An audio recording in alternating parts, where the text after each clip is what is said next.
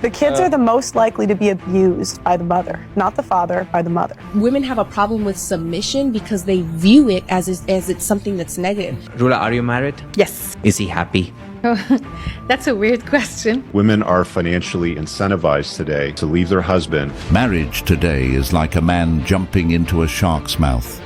Lots of suffering and pain awaits. Did you know that in hetero relationships, 80% of divorces are initiated by women? And that number jumped to... Happy wife, whoever said that should just be beaten to death. That is just the most... What does that even mean? Married, we divorce, you have to pay me. The best way to avoid the headache is by not signing up for it. It is chaos today. Kindly subscribe to the channel, as it is our sole form of support. Thank you. We've all heard of mansplaining, but allow me to introduce you to she-laborating. It is when you ask a woman a very, very simple question and she sits you down and gives you a 30-minute answer. I don't know about y'all, but I'm a lot happier as a housewife obeying my husband than I ever was as a career-driven woman obeying her boss. Is it just me, or you be talking to somebody or even dating somebody, right? And be so in love, like just love this motherfucker. See absolutely no wrong in them, just love them. Then one day you're just like, I don't like you no more. We could be having a good day. And I just be like, I don't like you no more. I don't like the person you are. I don't like the way you move. I don't like the way you think. I just don't like you. So I want to leave. Just like that. Like, I want to go. I don't want to talk anymore. Is that just me? This is a woman who's used to dealing with toxic men in her life. She mentioned that the guy was a good dude, and all of a sudden, she couldn't stand dealing with him anymore, even though he didn't do anything wrong. With women out here exactly like her, no wonder why men don't want marriage anymore.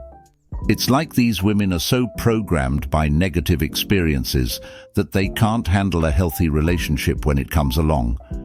When a good man enters the picture, someone who's genuinely kind, supportive, and consistent, they mistake the lack of drama for boredom or even dissatisfaction. In reality, the issue isn't with the man, it's with their own inability to break free from the cycle of toxic relationships they've become accustomed to. So, they push the good guy away and go back to the chaos they know. Good men see this happening time and time again, and it makes them question the value of marriage. The ratio of attractive women to attractive men is off. Take all the makeup off your face. I think that you have to open your eyes to the reality of what marriage is. You have to recognize that in most places in the West, if you get married, you are essentially inviting the state into your household. The state is built in such a way that it actually encourages women to get divorced. Like, women are financially incentivized today to leave their families, to leave their husband, because they will make a lot more money from the government as a single mom raising the kids, having most of the control raising those kids, and alienating the father from those kids. Like, there's financial incentives to breaking up the household. Thankfully, I made it to 39 without ever being married, so never been divorced, and I'm debt-free. Lonely sometimes, but worth it. Been saying this. Marriage is not for the man. It's set up for women. Marriage is a lie told to men since birth. Never do it. Women cannot be happy. It is not in their nature. Stay single and keep your peace. No wife, happy life. The bottom line is, women get paid for destroying their marriage, their family. They're incentivized for it. And in that process, the children suffer the most. The current system often rewards women for walking away, whether it's through alimony, child support, or favorable divorce settlements. They can initiate the breakup, claim they're unhappy, and still walk away with a financial safety net. This creates a cycle where there's no real accountability, and the true damage is done to the children. They grow up in broken homes, caught in the middle of parental conflict, and often used as pawns in bitter custody battles. Their emotional well-being gets overlooked, while the focus stays on dividing assets and assigning blame. For men, This entire scenario feels like a rigged game. They're expected to provide financially even after the marriage ends, often without any consideration for how the woman's actions contributed to the destruction of the family. It's no wonder men are growing more cautious about marriage. They see the writing on the wall. Why do women friend-zone guys who would make them wives for guys who made them single moms? I feel like sometimes it's really like the guys that'll make you a wife. Women, they don't want to like change who they are. So they say they want to be a wife, but they're not ready to really play the wife role or whatever. So I feel like that's really what it was. I feel like some women know what they want with the wrong men, if that makes sense. Because a lot of y'all want babies, cars, houses, with the guy that just doesn't want that. Like if he says no, it's no. Rula, are you married? Yes. Cool. Yes. Is he happy? Oh, that's a weird question. Usually they ask if I'm happy. Yeah, but like, it's a different kind of an interview. I'm just, because he's not here, like, I want to show my care for him as well. Mm. Is he happy? Your answer is yes, no? You don't wanna answer that question? No. I think it's okay. I think we got the answer. Who we? That's me and the camera guy. You got it, bro? Yeah. Well, fuck you, Yash. And fuck you. They don't care if you're happy, bruh. It's all about them. She's not invested in his happiness, only in her happiness. Their supposed intuition will tell them everything, except that their man is nowhere near happy. Someone once said, "A man will sacrifice his happiness for a woman would sacrifice a man for her happiness." That cuts deep. The fact that every man knows the answer speaks volumes. He asked this woman a very simple question: if her husband is happy in the marriage, and her response was, "That's a weird question." There's nothing weird about the question at all. This woman simply doesn't care about her husband. This also shows that she has never thought about her husband in that way. It's almost as if her husband's happiness wasn't even a consideration in her mind, which speaks to a deeper issue within the relationship. If she finds the question strange, it's because she's never paused to reflect on his well-being. It reveals a mindset where the husband's role is to support her, fulfill her needs, and keep the marriage going. But his happiness, that's not even on her radar. This kind of thinking is exactly why many men feel unseen, unheard, and undervalued in their marriages. They give so much of themselves, but rarely get the same level of consideration in return. Men are expected to bend over backward to keep their wives happy, but when it comes to their own satisfaction, they're left to fend for themselves. Women are incentivized to basically, there's such a major financial incentive for women to get divorced. As soon as there's even a hint of unhappiness, and look, as a man, you should never sign a contract with someone who is rewarded for breaking it. No sane, informed man would or should sign that contract. As a businessman, it is one of the worst contracts you could possibly sign in your entire life. Society has put men down so much that if they try to retaliate or even breathe, we'll be like they're controllers, they're abusive, or they're narcissistic. It's like a man cannot have a say without him being a controller or an abuser or a narcissist, right? Nowadays, most men kill themselves. Why? Because at the end of the day, men cannot talk. If a man talks, then he is not a man. And if he doesn't talk, then he's an abuser. And if he tries to say anything, then he controls women. It's messed up. Reason why young men especially are hesitant to get married is because for a lot of men, they don't see any benefit from it. You're just putting yourself at a disadvantage. If someday she could say, you know what, I'm not really feeling this anymore. I'm going to divorce you, but you're still going to be responsible for paying for me for the rest of your life. Like I said, I'm pro prenup, and alimony is not gendered. It's literally a formula in most states. And so in a situation, I do think like, yeah, if a man wants to get married, you should think about this. You should think about this possibility. But I don't think that it's fair that a woman who has given up so much in order to be a homemaker shouldn't have any, shouldn't have anything. She should just be left on the street. I've had my life thrown into disarray 3 times due to either marriage or a long-term relationship. Stay single, people. Also, in most cases, prenups get tossed out in divorce courts, aka hardly ever enforced. If you no longer feel it or aren't in love anymore, isn't a valid reason for divorce. Infidelity and abuse are the only reasons for divorce. Just avoid the headache. If you all love each other that much, you don't need the courts to tell you you're married. That is completely true. Marriage today is a complete disadvantage for men. Even men who aren't married are watching how other men are being treated, and it's making them rethink whether marriage is worth the risk. The reality is that men see what happens after the vows are exchanged, the sacrifices they make, the responsibilities they shoulder, and how quickly it can all be taken away in a divorce. Modern women today are looking for happiness in their marriage instead of commitment and partnership. And when they aren't happy, they leave. Marriage has become more about personal fulfillment than building a stable life together. The moment a woman feels unhappy or unfulfilled, she's encouraged to leave, as if marriage is something disposable.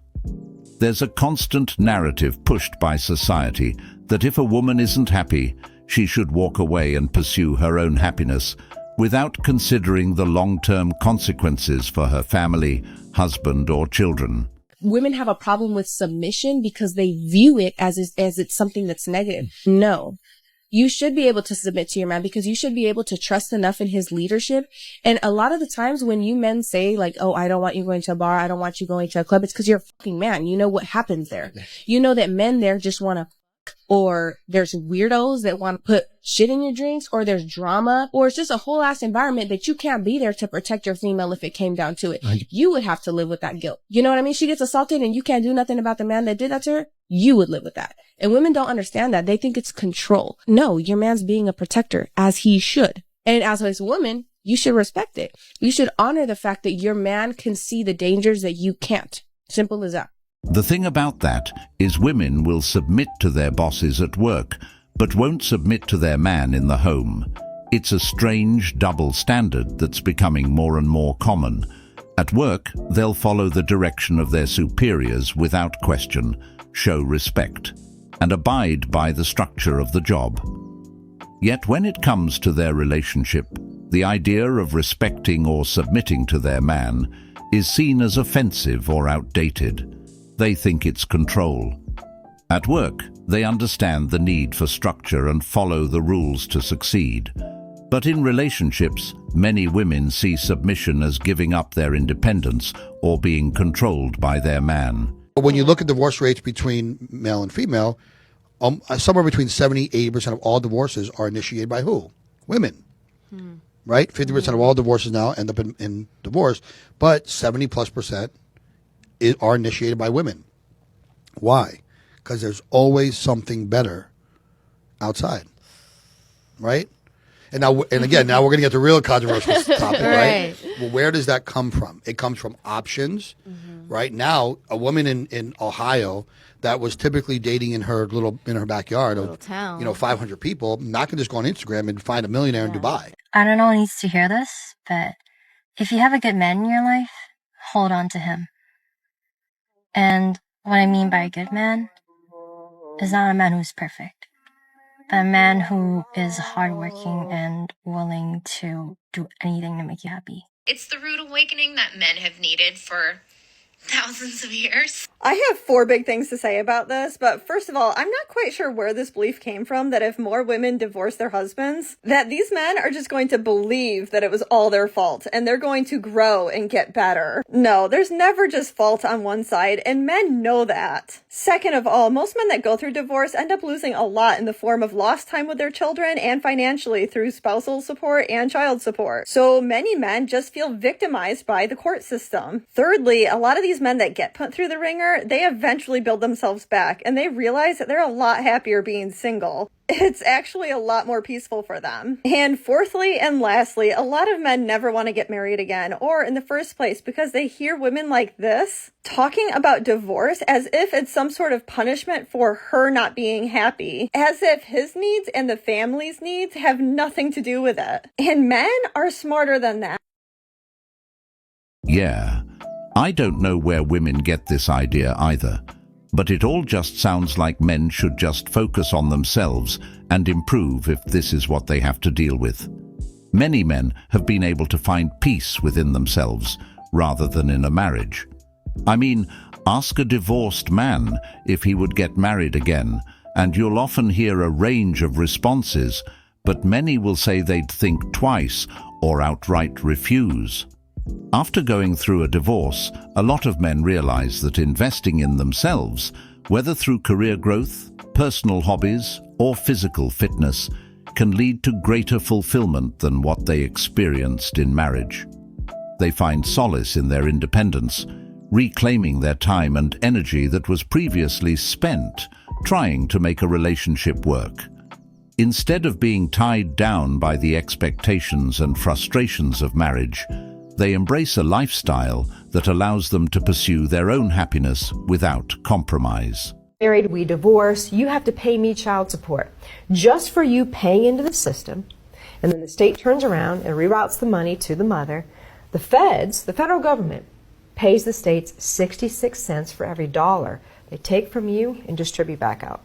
Well, what happens when you have shared custody?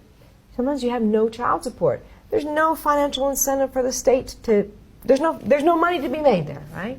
So there's a financial incentive for the states also. The kids are the most likely to be abused by the mother, not the father, by the mother. I have a documentary coming out called Why Don't Men Want to Get Married Anymore, where it really dives into the problems as to why the institution of marriage is failing. Mm-hmm. Now, what do we do about it?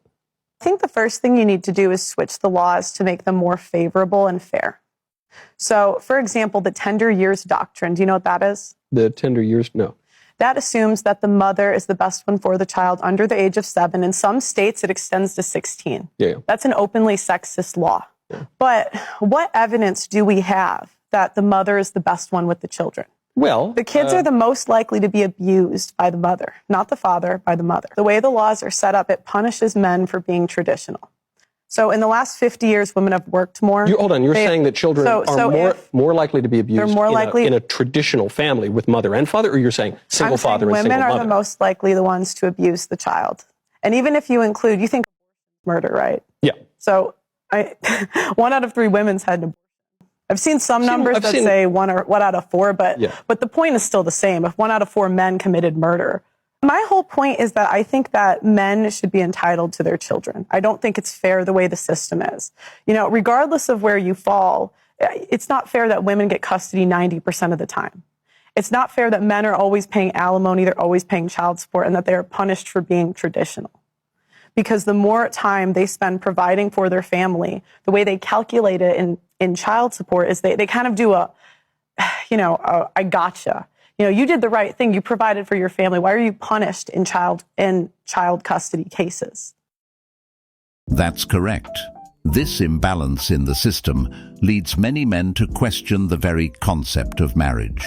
They see that their emotional investment and dedication can be rendered meaningless by a partner's sudden change of heart.